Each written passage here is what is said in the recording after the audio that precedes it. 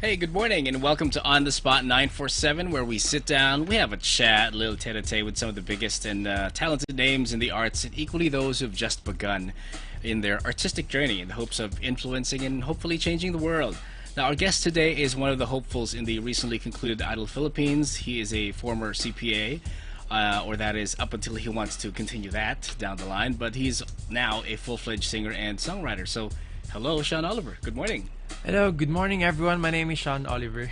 Yeah, welcome to Mellow 947. Glad you can make it today. And as I mentioned, you're one of the contestants for Idol Philippines. I can only imagine the stress. I can only imagine the tension when you considered and eventually auditioned. Now, let's say for those who have never had the chance to audition for a show like that in their lives, or never ever even dreamed of auditioning for anything, what's it like to wait for your turn before the audition, and especially when you were in front of the judges? I just can say that it's one of the most stressful, I can say, most can stressful imagine. times of your life. It's because, well, as someone that does have this kind of passion, Mm-hmm. and that moment is what you're waiting for. Mm-hmm. Maybe let's say a possible answer to your prayer, so Okay. you can just imagine the stress. Right. And Am some I gonna people make it or not? and some people cope with the stress, like iinom sila ng tubig. Of course, when you drink water, you have to go to the restroom, or some people will start calling their friends up. How did you deal with that? For me, I just siguro nag-vocalize Okay. konti, and kasi I used my guitar Okay. during the audition, so Yes. nag-jam lang ako ng other songs Mhm. other than my audition piece. All right. Para lang ma-relax ka na konti. Para no? ma-release lang yung tension. I was wondering, is it also part of the briefing, let's say, when you audition, that at least may dalawang kanta ka na naka-ready? Or this is just something na personal preparation lang? Yeah, parang part siya ng briefing. Okay. You get to present to them a list of songs, Mhm. and you're gonna decide which songs among those lists yung na narrow down, yung Mhm. most probably yung magiging audition piece mo. So Okay. mag-a-agree kayo. All right, Ganyan. all right. And parang, I mean, I'm a newbie here, and from a viewer's point of view, I was wondering, what if, Okay. let's say, you're singing one song, let's say mag-Ed Sheeran ka, Okay. and then 5 people down the line, may mag-Ed Sheeran din, it's the same song. So, walang patent na parang, "Tsk, ako na una, hindi ka pwede mag-Ed Sheeran," parang ganun. That's exactly the reason kung bakit nag-agree muna with the producers, Mhm, mhm. one-on-one with the artists Okay. na mag-audition, and pinag-aagrihan kung ano yung magiging audition piece ng bawat isa. Parang ganyan. Para walang ulitan, in short. Parang walang ulitan, para Okay. ma-make sure na. Yeah. But you know, I Ganun. feel that singing in front of people is nothing new to you, as you were also part of the soundtrack for a couple of independent films, namely The Backbeat Boys, and the other is Billy and Emma. So, which one ba nauna? Nauna yung Backbeat Boys. Okay. Yun, the official soundtrack, which is Ligtas Ka Na, ako yung kumanta Mhm. sa Spotify. So, yun nauna. And then later on, Billy and Emma, yung official soundtrack, which is Pinagtagpo, which I wrote. Which you also wrote. Right, right. Were you ever, let's say, required to watch the films first before, let's say, submitting a song, or you just submit and sila na bahala to see, oh, looks like yung song mo babagay sa film namin, and then that's the time that you get Yung considered? the latter, parang nangyari kasi, especially for Billy and Emma, for my case kasi, my talent management, which is T-Rex Entertainment, sila din yung Shout out. nagpo-produce. Hello, T-Rex people. Sila din yung nag-produce ng Billy and Emma. So, Oh, okay, okay. So at least it's easier. parang it's easy, yeah. Yeah. Okay. That sounds plausible. And since you already have experience with having your songs in, let's say, film soundtracks, would there be any new songs that everyone needs to watch out for that will be part of an upcoming movie release? For now, parang wala pa. Mm-hmm. Yeah, but currently working out for siguro mga songs ko, songwriting, ganyan. Mm-hmm. Obviously, you're not gonna say no to that kung may nagkakatok. Uy, kailangan namin kanta sa film na yun. Pwede ka ba? Right. Let's further backtrack a bit. Let's say before Idol and the movies, did you always wanted to be a CPA? Which, if in case people are wondering, what is CPA? Oh my God. It's Certified Public Accountant, Yeah, right? certified public accountant. So I'm sure magaling ka sa math. That's exactly the reason bakit ako napunta dyan. What was it about numbers or being an accountant that napalapit ka? Well, sa course na yun? here's the case kasi for my story. Nung high school kasi I was I can say I was the best in the class when it speaks about math ganyan. Mm-hmm. Parang ako yung palaging nananalo sa contest. Ikaw yung nagtataas ng kamay. Or hindi na kailangan magtaas ng kamay kasi alam ng teacher na alam ko yung sagot. Parang ganyan. Hidaya. Pero my parents were aware na magaling ako sa math. So they have a plan for me. Alam mo yun, parents have a plan for their kids. Yeah, all our parents, yes, yes. And ako naman, when I graduated nung high school ako, I don't really have a fixed plan for myself. So parang nag-go na lang din ako sa plan ng parents ko. Okay. Which is a CPA. Go for accountancy, ganyan. Buti na lang that when you decided to pursue music, they were supportive, because we hear stories naman, diba, that there are parents who feel that arts, the music, parang walang pera doon. Yeah, sama pakinggan, but sometimes that is the viewpoint in yung pananaw. So it's a good thing that they were supportive still. Yeah, because nung college ako, midpoint ng college life ko, na-realize ko hindi talaga accounting yung gusto kong gawin, kundi yung music talaga. Yun yung passion ko. Doon ako parang I feel so much very alive talaga pag ginagawa ko yung bagay na yun. So I just showed my parents na kahit na pinagsasabay ko yung pag-aaral ko and yung music, so basically nagigigs ako nung college ako. Kahit pinagsasabay ko sila, I can still prove na pasado, maganda pa rin yung grades ko. Okay. I think yun yung gusto that's what every parent would want na you don't your studies do not take a back seat if you're still pursuing what it is that you love. And then again, you only live once, so kung gagawa ka na rin ng bagay, gawin mo na rin yung gusto mo, di ba? Yeah. Right. Do you have any members of the family who love music as much as you do? I can say na naman ako talaga sa mother ko yung pagkanta kasi siya naging first trainer ko sa singing when I was So kumakanta din siya? She sings too? Kumakanta din siya. Oh, okay. Classical or just, the regular? Regular siguro. Pero siya yung parang, let's say, go-to singer ng high school nila. To the point na pag may program siya yung parang, uy, ikaw, kumanta ka dito. So in a way, it runs in the family. Right. So apart from her, I'm sure growing up would be your musical idol. Any other musical idols that you always would listen to? That would spark your interest further or would inspire you to write? Ang dami kasi, parang every stage ng life ko meron akong naging song influence. Idol na parang naging influence ko. So for me, what comes to mind is John Mayer, Ed Sheeran, sila. Tapos local, Rico Blanco, Bamboo, River Maya Pips. Good. Great selection of idols, and with those kinds of names in the business to choose from, you will always be inspired. But let's say, given a chance to work with them, maybe via writing or singing a song, if you're given a chance, just pick one. Sino kaya? Rico Blanco. Rico Blanco. Super idol songwriting. Yeah. Good choice. And I say work because sometimes I feel that the songwriting process minsan nasi-simplify a bit ng people who don't really realize that in spite of the joy that you feel in listening to a favorite song, there is still work done to make it sound the way that it is in order to finish it. So I just want to ask about, let's say, your songwriting process okay. for a few moments. Do you write with the melody first or lyrics muna, or if not, sabay? Dati, nung nag-start ako sa songwriting, when I started songwriting, parang it was sabay talaga.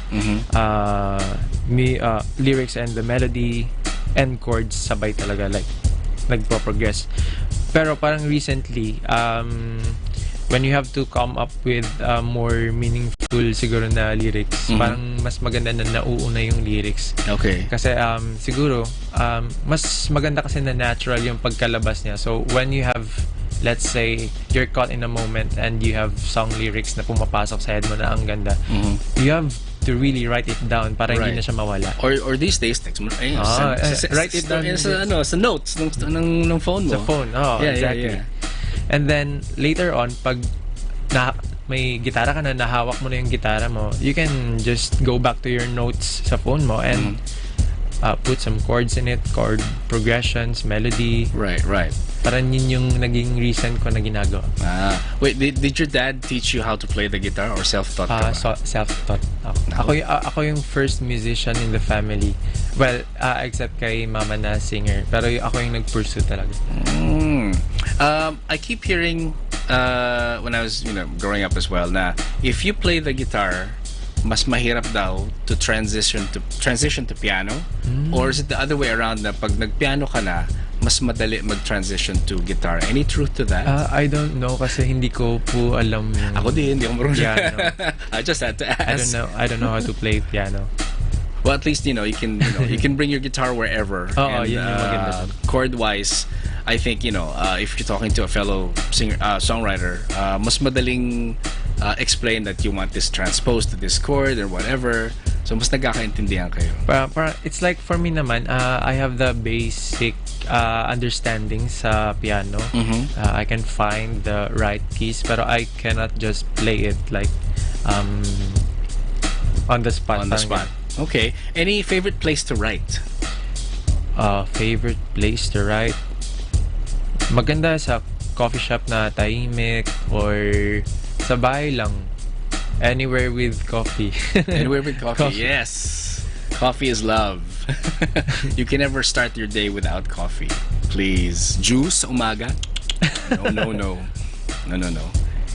Tapon mo yan. Kape yung bigay mo sa akin. Where was the most unlikely place also that you've written a song? Most unlikely place? Oh my God. I just naalala ko lang dati nung college ako. There's this lyrics na pumapasok sa head ko and I was kinda drunk in the middle of sa isang resto bar drinking. Oh, you were drunk. Teka, ang mamo hindi nakikinig Ay, baka ay, sorry. Lagot. Hindi, college pa yun. Tagal na so okay na rin. So may laptop akong dala nun, tapos sinulat ko lang siya. Okay. Right. Believe ba? I mean, you're drunk pero nakapagsulat ka pa. So that has, something to say about you being focused and really zeroing in on what you need to do. Siguro hindi naman ako drunk. Parang may konting Sige, semi na lang. Para medyo maganda pakinggan. Semi lang. Naka-isang shot lang. Tapos na. Diba?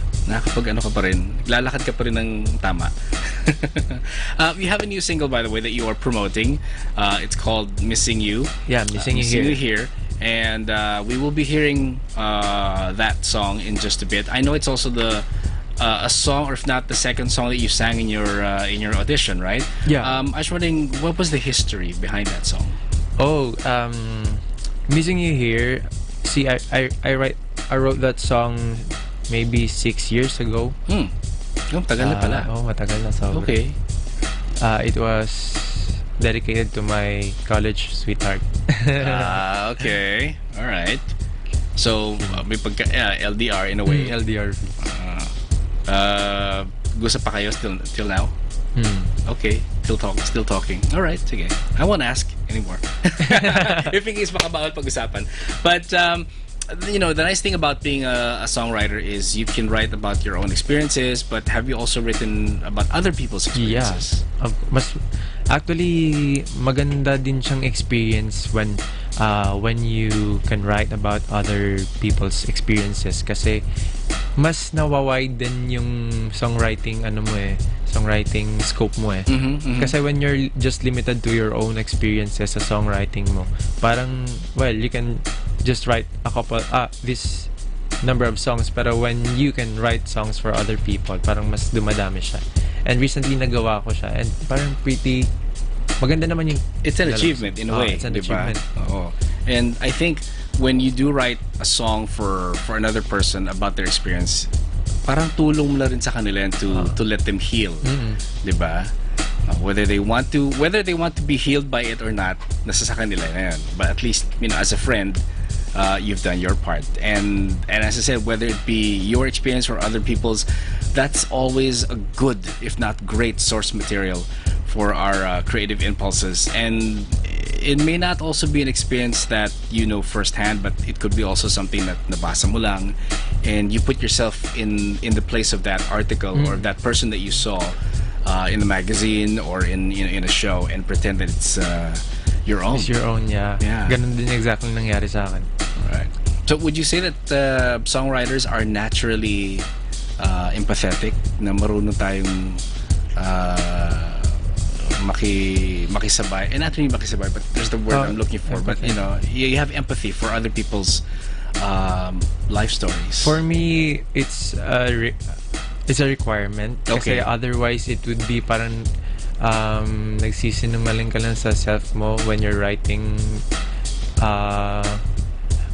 something that you don't really mean. Parang ganyan. Parang it's kinda odd na ganun. Okay, I get it.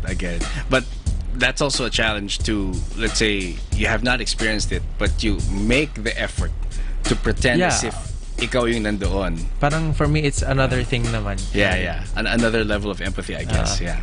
So, what's next for Sean Oliver? For me, I think I have gig tomorrow. Yeah. Oh, okay. Saan? Where is it?